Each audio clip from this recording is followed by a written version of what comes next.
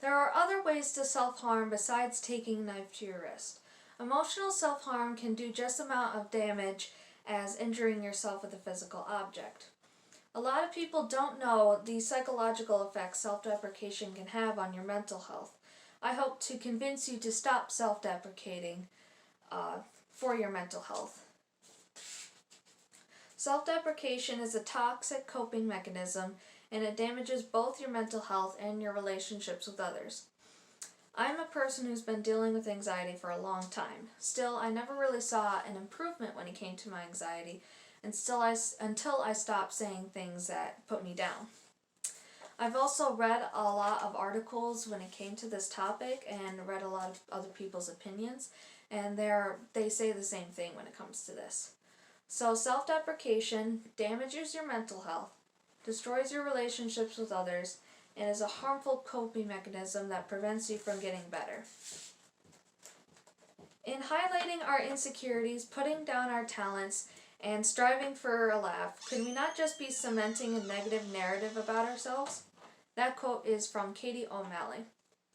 So you believe what you say about yourself, no matter if it's a joke or not. If you keep saying that you're not worth as much as the people around you, eventually you're going to start to believe it, whether you disguise it as a joke or not.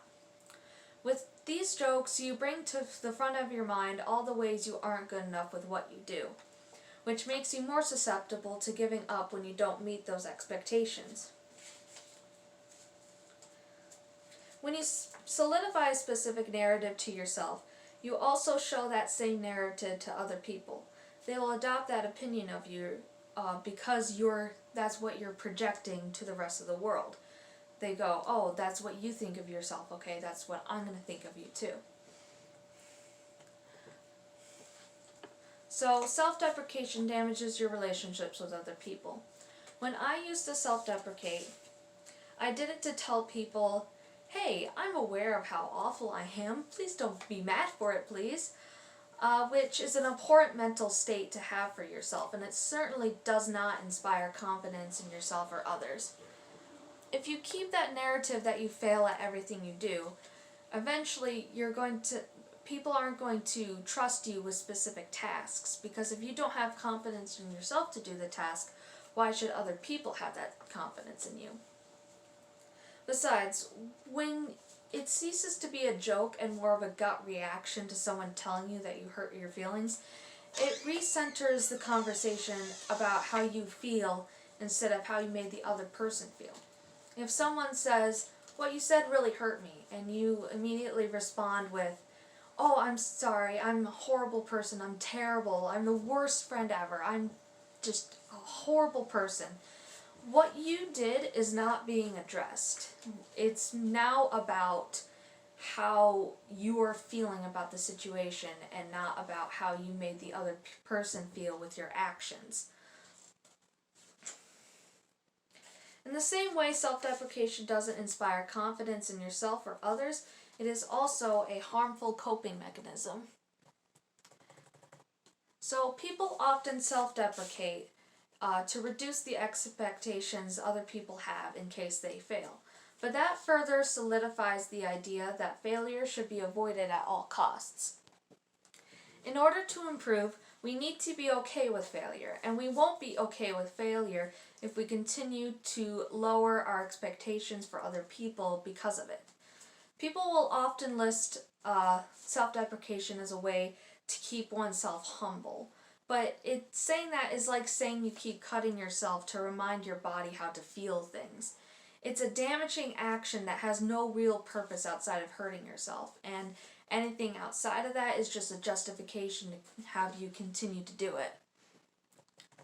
A way to bring yourself out of it is to kind of rework your narrative about yourself, how you talk to yourself.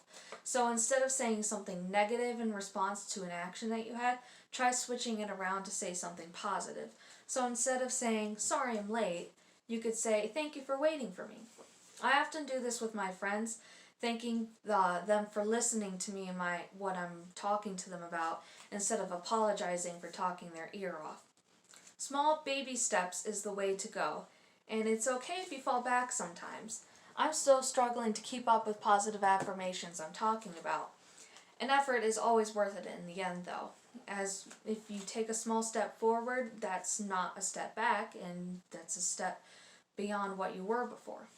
So, hopefully, this shed a little light on how genuinely toxic self-deprecation could be. It damages your mental health, it damages your relationships with other people, and it is also a harmful coping mechanism that prevents you from getting better. Self-deprecation is a toxic coping mechanism, and it damages both your mental health and your relationships with other people. You know that cutting yourself is a harmful coping mechanism, no matter how much people claim that it helps them. The next time you crack a joke about how useless you are and can't do anything right, rethink whether that action hurt you or whether it's causing you harm, or do you think it actually helped you?